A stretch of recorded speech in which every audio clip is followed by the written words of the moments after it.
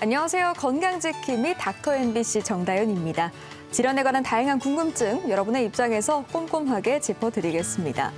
닥터 MBC가 신년 특집으로 100세 시대 프로젝트 암정복 4부작을 마련했는데요. 그 두 번째 시간으로 오늘의 주제는 간암입니다. 간암은 폐암, 췌장암과 함께 치료가 가장 어려운 암 중의 하나로 꼽히고 있습니다. 더구나 간암 환자의 대다수는 정기검진 등에서 우연히 발견하는 경우가 많은데요. 더구나 침묵의 장기로 불리는 이 간은 문제가 발생하더라도 증상이 늦게 나타나고 간암은 완치 판정 후에도 5년 이내 환자의 절반 이상이 재발 가능성이 높은 만큼 가장 좋은 치료법은 바로 예방입니다. 그래서 오늘은 원광대학교 병원 소화기 내과 조은영 교수와 함께 간암에 대해 자세히 알아보겠습니다.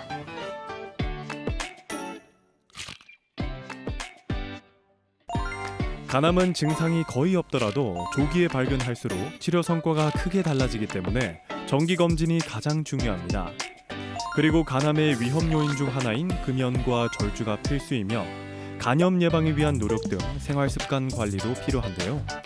그래서 오늘은 소화기 내과 전문의 조은영 교수와 함께 간암에 대해 자세히 알아보겠습니다.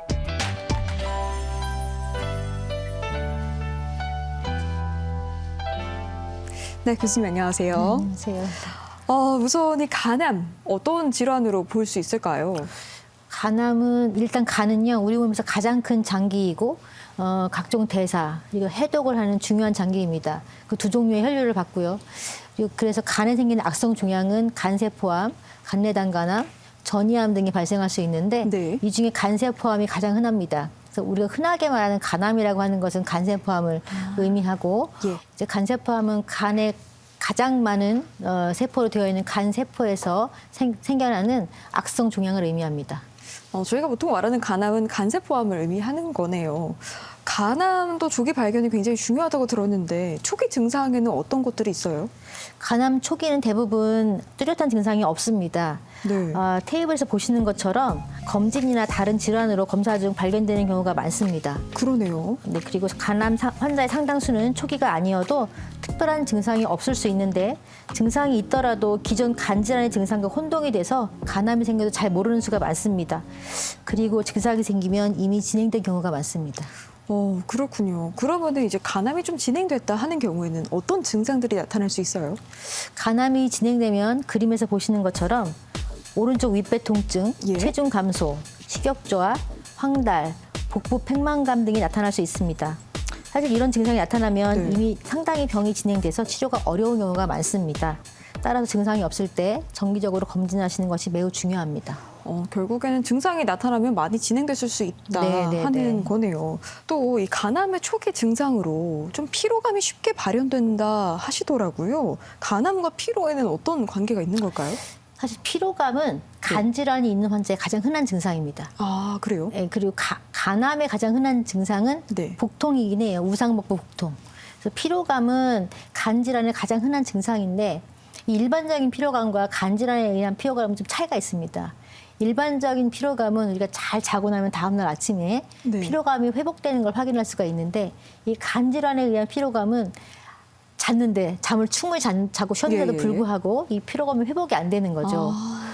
이제 피로감이 약간의 트릭이 있는데 간 질환의 피로감이 가장 흔한 거는 맞는데 네. 또 피로감만 가지고 내원을 했을 때 검사하면 간 질환이 있다고 판명되는 환자는 그렇게 또 많지는 않아요. 그래서 그렇죠. 이 피로감이라는 게 이 간 질환에 의한 건지 간암에 의한 건지 이런 것들을 구분하기는 쉽지 않고요. 앞서 말씀드린 대로 이제 간 자체는 우리 몸에서 가장 중요한 역할을 모두 수행합니다. 뭐 대사, 그다음에 해독, 그리고 단백질, 우리 몸의 거의 모든 단백질의 합성, 뭐 영양물질이 들어오면 그걸 이제 대사시켜 내보내는 거 이런 여러 가지 다양한 중요한 기능을 하기 때문에 이제 간암이나 간 질환이 발생을 했을 때 피로감을 느끼는 거는 이런 우리가 여러 가지 우리 몸을 돌려야 되는 회로 사이클의 문제가 생기기 때문에 당연히 발생을 하는 것인데 이 피로감만 가지고 진단을 하기는 쉽지 않고 실제 간암에서 가장 흔한 증상은 우상복부 복통입니다. 간암이 발생하는 가장 큰 원인, 흔한 원인은 어떤 게 있을까요? 국내 간암의 가장 큰 원인은 만성 비형간염과 만성 C형간염입니다. 그리고 과도한 음주를 비롯한 여러 원인에 의한 간 경변증이 주요 원인이 되고요. 그 외에도 다양한 원인에 의한 만성 간질환 환자, 그리고 간암 과정력이 있는 경우에 간암 발생 위험을 높일 수 있어서 간암 발생의 고위험군이라고 할 수 있습니다. 음주. 이 음주가 간암 발생에 실제로 영향을 미치나요? 네, 장기간 과도한 음주는 간 경변증, 알코올성 간 경변증을 야기할 수 있어서 간암 발생을 유도하고요. 또 만성 간염인 상태에서 음주를 하면 간암 발생 위험이 더 커지고 더 이른 나이에 발생합니다. 아, 그렇군요. 이 음주가 참 위험한 것 같은데 그럼 반대로 전혀 음주를 하지 않았어요. 그런데도 간암에 걸릴 수는 있나요? 네, 그럴 수 있습니다. 최근에 술과 무관한 대사 이상 지방 간질환이라는 질환이 간암의 네. 주요 원인으로 떠오르고 있습니다. 예. 그림 보시면 2008년과 2018년을 비교했을 때 유의미한 증가를 보이고 있는 걸 아실 수가 있고요. 네. 이게 이제 서구화된 식습관하고 비만, 당뇨, 고혈압, 이상지질 혈증과 같은 대사 질환이 쌓이면 지방간이 악화될 수 있고 일부는 간암으로 이어집니다. 실제로 최근에 간경변이 아니다라고 들었는데도 불구하고 특히 70세 전후의 고령 남성, 당뇨나 고혈압 이런 위험 인자가 있는 환자에서 갑자기 간암이 발견되는 경우가 적지 않습니다. 그래요. 따라서 이런 환자들에 대해서도 간암 감시 전략이 필요하다 이런 의견은 꾸준히 제기되고 있기는 한데 아직까지 누구한테 언제부터 어떻게 검진을 해야 되는지에 대한 기준은 명확하지 않습니다. 네. 또 흔히 저희 가족력이라고 하죠. 만약에 부모님 중에 간암이 있는 경우에는 자식에게도 영향을 미칠 수 있는지, 유전성이 있는 질환인지도 궁금합니다. 간암은 유전병은 아닙니다. 다만 우리나라에서는 흔히 출생 과정에서 비형 간염 부모 특히 어머니로부터 자녀에게 전파되는 수직 감염이 가능해서 이로 인해 가족 내에 비형 간염이 함께 존재하는 경우가 많고 네. 그 가족 내에 간암이 생기는 경우가 있어서 오인을 하는 경우들이 있습니다. 또 가족 간의 비슷한 식습관 그리고 생활 환경을 공유하는 점도 간암 발생을 높이는 위험이 될 수 있습니다. 특히 부모님이 간암이었거나 네. 비형 간염, C형 간염에 간염 병력이 있는 경우에는 본인도 감염 여부를 확인하고 적절한 치료 및 정기 검진을 받는 것이 중요합니다. 간암 자체는 유전병은 아니지만 병력이 있는 경우에는 주기적인 검진이 중요하다. 네. 이렇게 정리를 해주셨습니다. 간암은 어떤 검사들로 좀 진단이 되나요?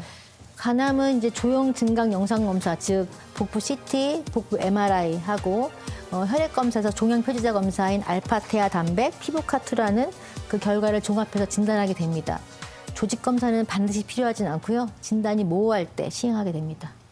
계속해서 이제 말씀해주신 내용을 생각해 보면 간암이 조기에 발견이 좀 어려울 것 같다는 생각이 드는데 조기에 발견 가능한가요? 네, 간암 선별 검사를 주기적으로 시행하면 조기 발견이 충분히 가능합니다. 네. 그를 통해서 완치율도 높일 수 있는데요. 간암은 고위험군이 잘 알려진 질환입니다. 앞서 말씀드린 여러 환자들이 그 고위험군인데 우리나라는 이런 환자들을 대상으로 해서 국가 간암 검진을 실시하고 있습니다. 예. 국가 간암 검진은 2003년도에 처음 도입이 되어서 그 효과가 입증이 되어서 2016년도부터는 만 40세 이상의 고위험군을 대상으로 6개월마다 시행되고 있습니다. 이 검사는 국가 암 검진 사업에 포함되어 있어서 본인 부담금이 거의 없습니다. 본인 부담금은 거의 없군요. 그러면 이 국가 간암 검진에는 어떤 검사들이 포함되어 있어요? 네, 국가 간암 검진에는 간 초음파, 혈청, 알파테아 단백 검사가 포함되어 있고요. 검사 주기는 6개월 간격입니다. 고위험군은 간 경변증, B형 간염 또는 C형 간염 바이러스의 만성 간질환자인데 고위험군 선정 기준은 여기 보시는 것처럼 네. 직전 2년간의 진료되어 또는 검진 결과를 바탕으로 정해지기 때문에 평소에 적극적인 진료와 검진을 받는 것이 중요합니다. 그러네요. 직전에 진료 내역이 또 있어야 검진을 받을 수 있으니까요. 이 간암의 생존율과 예후도 좀 궁금한데 간암 생존율은 어느 정도나 되나요? 간암 생존율은 1990년대 5년 생존율 기준으로 해서 11에서 14%, 2000년대에는 20%대, 2010년을 전후 30% 초반까지 갔고 2018년에서 22년 가장 최근 데이터로는 44.3%까지 꾸준히 증가하는 추세입니다. 많이 늘었네요. 네네네. 근데 다른 암들하고 마찬가지로 네. 간암 역시 언제 발견했냐가 가장 중요한 생존율의 큰 차이를 보이는 팩터가 되겠는데 국가 간암 검진에서 간암이 진단된 환자는 대개 82.5%가 조기 간암으로 진단이 되고 이런 경우에 5년 생존율은 83.4%로 보고되고 있습니다. 따라서 그 조기 발견이 굉장히 중요하고요. 네. 반대로 증상이 나타난 뒤에 발견되는 진행성 간암은 생존율이 크게 낮아집니다. 결국에는 조기 발견이 핵심이네요. 네네네. 또 40, 50대에서 가장 사망률이 높은 암 종류가 간암이라고 하더라고요. 그 이유가 뭘까요? 네, 사실 되게 안타까운 일인데 40, 50대 간암 사망률이 1위여서 사실 40대, 50대가 생산적으로 가장 중요한 허리에 있는 그 생산 연령이지 않습니까? 그렇죠. 네, 그래서 아까 말씀드린 것처럼 비형 간염 같은 경우에는 수직 감염을 통해서 어렸을 때부터 생겼고 이게 문제가 되기 시작하는 게 되게 20, 30대. 그다음에 그게 좀 진행을 해서 간암이 생길 수 있는 나이가 이제 그 연령대가 되게 되는데 사실 사회적으로 활발하게 활동을 하다 보니 바쁘시고 해서 검진을 좀 덜 하는 경향도 있는 것 같아요. 이제 과거 보고에 따르면 간암 검진율은 최근까지 보고로 거의 70% 이상까지 올라왔는데 네. 이제 과거 보고이긴 하지만은 40, 50대 검진율이 한 40% 내외, 한 50% 내외 이 정도 보고를 하고 있어서 검진에 좀 더 적극적으로 참여하는 게 필요하실 것 같고요. 그러다 보니 증상이 생겨야 병원을 오시게 되고 예. 증상이 생겨서 병원을 오게 되면 이미 진행성인 간암이 되고요. 진행성 간암인 경우에 이제 치료율도 떨어지고 완치율도 떨어지고 그게 문제가 됩니다. 이제 그래서 이제 조기 발견할 수 있게 검진하는 게 굉장히 중요하다고 말씀드릴 수가 있고요. 네, 그리고 또 하나 네. 말씀드리면 이제 40, 50대가 사회활동을 많이 하시다 보니까 아무래도 음주, 아, 맞아요. 그렇죠. 그리고 요즘에 또 이 회식도 많이 하시다 보면 아무래도 이제 체중 증가 뭐 이런 그렇죠. 비만도 그다음에 이제 이 대사 관련 질환이 많이 늘어나게 되는 나이대이기도 하시고 뭐 이런 여러 가지가 있으면서 그것도 영향을 일부 주기도 해서 사실 이제 비형 간염은 간 경변이 없어서 생기는 암이라 조기에 생기기도 하지만 C형 간염은 사실 고령에 생기거든요. 예. 근데 최근에 또 보면은 C형 간염 환자 중에도 간암이 젊은 나이에 생기는 분들은 대부분 과도한 음주력이 있는 경우들도 있고 그래요? 해가지고 예, 이런 이제 아무래도 여러 사회 활동에 의한 여러 사람을 만나는 거에 의한 이런 노출되는 음주나 흡연이나 이런 대사질환 관련된 이런 영향들 이런 것도 영향이 있을 걸로 생각이 됩니다. 보통 이제 암을 1기부터 4기로 이렇게 나누잖아요. 간암의 생존율도 좀 1기부터 4기, 병기별로 좀 더 자세히 설명해 주실 수 있을까요? 네, 국가암정보센터 자료를 참고하면 간 내 국한된 암의 경우에 5년 생존율 62.3%, 간 외 전이가 있는 말기암은 3.5%로 현저한 차이를 보이고요. 네. 더 세분해서 사용 병기에 따라 1기에서 4기 또는 0기에서 4기까지 나눠보면 1기는 73.4%, 0기가 79.4% 그리고 4기는 2.8, 8.9%로 큰 차이를 보임을 알 수 있습니다. 예, 그러네요. 그리고 그림 A에서 보는 CTP 분류는 간 기능을 나누는 기준인데요. A가 간 기능이 보존된 경우입니다. 그러면 CTP A 간암 환자는 5년 생존율 54.9%, C는 10.4%로 네. 간 기능도 예후에 굉장히 중요하다는 걸 아실 수 있습니다. 그래서 간암 진단의 목표는 네. 증상 없이 간 기능이 잘 보존되어 있고 단일 종계 20cm 이하이면서 혈관 침범이나 전이가 없는 아주 초기 간암을 진단하는 것입니다. 이렇게 하면 완치율, 생존율을 모두 높일 수 있습니다. 네, 그럼 본격적으로 간암을 어떻게 치료하는지에 대해 알아볼 텐데 어떤 치료법들이 있나요? 간암의 치료법은 간 절제술, 간 이식 같은 수술적인 방법, 그리고 고주파열 치료, 경동맥 파악 색전술 같은 구소 치료 방법, 그리고 항암 치료법이 있는데 이 병기에 따라 단계적으로 선택이 됩니다. 그렇죠. 이 상황에 따라서 다르게 좀 다른 방법을 선택할 것 같은데 치료 방법은 어떻게 결정이 되나요? 보통 병기에 따라 결정이 되는데요. 저희가 병기는 BCLC 병기라는 걸 많이 사용하는데 그 이유가 병기에 따른 치료법을 잘 제시해 주어서입니다. 그림에서 보시는 것처럼 예. 0기와 1기의 초기 간암은 종양 제거를 목표로 수술, 고주파열 소작술을 실시하고 중간기부터는 종양 억제를 목표로 경동맥 화학 색전술, 그 진행기에는 항암 치료를 실시합니다. BCLC D에 해당하는 말기는 어떤 치료도 권장하고 있지 않습니다. 그렇군요. 앞서 간 절제술과 간 이식도 말씀을 해주셨잖아요. 이 수술은 어느 경우에 진행을 하는 거예요? 간 절제술은 보통 간 기능이 잘 보존되어 있는 아주 초기 또는 초기 간암에서 진행이 됩니다. 네. 최근에 복강경 수술하고 로봇 수술 등이 도입이 되어서 수술의 안전성이 높아지고 회복 기간과 합병증이 줄어드는 방향으로 발전하고 있습니다. 그리고 네. 간 이식은 말기 간경화 환자한테서 간암이 비교적 초기인 경우에 가장 좋은 치료가 될 수 있는데 그 이유가 간암과 간경변을 동시에 치료할 수 있어서 그 고위험의 위험인자를 제거할 수 있기 때문입니다. 이 모든 간암 치료법 중에 재발률이 가장 낮은 치료법으로 알려져 있습니다. 네, 또 치료법 중에 고주파 열치료 그리고 경동맥 화학 색전술 이런 치료들이 있어요. 이 치료는 어떤 경우에 진행을 하게 되나요?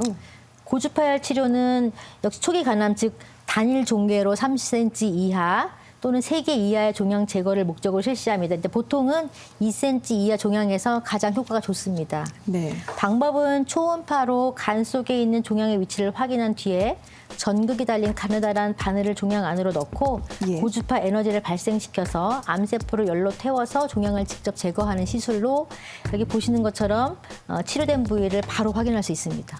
아, 그러네요. 다음 경동맥 화학 색전술은 몸의 큰 동맥을 통해 가느다란 관을 넣어서 간암으로 혈류를 공급하는 혈관까지 접근한 뒤에 항암제와 색전 물질을 주입해 암으로 가는 혈류를 막습니다. 이 치료는 종양이 여러 개이거나 크기가 커서 수술이 어려운 또 고주파열 치료가 어려운 경우에 실시하게 되고 암 성장을 억제하고 생존 기간을 늘리는 것이 목적이 되고 있습니다. 최근에는 항암제 대신에 방사선 물질을 주입하는 방사선 색전술도 시행되고 있습니다. 제가 증례를 하나 보여드릴 건데요. 네. 이 증례는 사고가 나서 치료가 4개월 미뤄지게 된 케이스인데 보시면 예. 종양 사이즈가 1.7에서 4cm까지 4개월 만에 커진 걸 확인하실 수가 있습니다. 그에 따라서 병기와 치료법이 바뀌게 되었는데요. 다행히 이 환자는 예후가 좋아서 아직까지 별 문제 없이 잘 지내고 있지만은 암은 보시는 것처럼 불과 수개월 만에도 유의미한 성장을 보일 수 있어서 그러네요. 발견되면 되도록 빨리 치료하시는 것이 가장 좋습니다. 네, 빨리 발견하고 발견되는 즉시 치료를 해야 네, 가장 네, 네. 좋겠네요. 항암과 방사선 치료 어떤 경우에 어떻게 진행이 되는지도 좀 궁금해요. 이 항암 치료, 방사선 치료는 사실 최근에 가장 눈에 띄게 발전한 분야입니다. 그래서 간암 치료의 중요한 축이 되었는데요. 먼저 방사선 치료는 정의적 방사선 치료, 양성자 치료, 중입자 치료 등의 발전으로 주변 정상 간 조직의 손상은 최소화하면서 간암 병변에만 고설량의 방사선을 주입을 해서 정확하게 조사할 수 있게 되었습니다. 그리고 항암 치료 역시 큰 발전이 있었는데 표적 치료제를 넘어서 지금 현재 면역 항암제가 많이 개발이 되어 있잖아요. 네. 이게 간암 치료에도 적용이 되게 되어서 지금 이들 약제를 서로 조합해서 사용하는 전략이 이전에 기대하기 어려웠던 우수한 치료 반응과 생존 기간의 개선이 보고하고 있습니다. 네, 또 많은 기술의 발전이 있었군요. 간암 치료 후에 관리가 상당히 중요할 것 같거든요. 어떻게 관리하는 게 가장 좋을까요? 사실 간암은 재발 가능성이 높은 암입니다. 다른 암들은 5년 동안 재발하지 않으면 완치됐다는 말을 하는데 예. 간암은 이제 그런 말을 할 수가 없는 암이거든요. 안심할 수가 없네요. 왜냐하면 고위험군에 발생하고 암이 생겨도 치료를 했지만 여전히 고위험군이기 때문에 어렵습니다. 그래서 치료가 끝난 후에도 정기적인 추적 검진을 하는 것이 굉장히 중요합니다. 그래서 암 치료뿐 아니라 간염 치료, 금주, 체중 관리, 당뇨 조절 등 간 건강을 지키는 관리가 함께 이루어져야 되는데요. 실제로 간암을 진단 후에 10년이 지나서도 간암으로 사망하는 경우가 70% 이상으로 보고되어 있습니다. 그래서 그래요. 완치보다는 장기적인 관리를 필요로 하는 질환으로 보는 것이 중요합니다. 따라서 간암 치료 후에도 정기 검진, 간 건강 관리가 재발 예방의 핵심이고 담당 의료진과 꾸준히 상의해서 관리해 나가는 것이 무엇보다 중요합니다. 네, 한번 발생을 했다면은 치료가 끝난 뒤에도 지속적으로 관리하는 게 가장 네, 또 네. 중요하다고 말씀을 해주셨습니다. 네, 마지막으로 간암으로 고민하고 계신 분들께 당부 말씀 부탁드릴게요. 간암은 4050 세대의 사망률 1위로 해당되는 여전히 위협적인 암입니다. 그렇지만은 꾸준한 간염 치료, 간 건강 관리, 정기 검진을 하신다면은 충분히 극복하실 수 있습니다. 국가 검진은 내 몸을 지키는 최소한의 안전장치입니다. 여러분들의 소중한 내일을 위해서 오늘부터 간 건강에 더 세심한 관심을 기울여 주시기를 당부드립니다. 네, 오늘 이 시간에는 소화기내과 조은영 교수와 함께 간암에 대해 알아봤습니다. 네, 교수님 오늘 말씀 고맙습니다.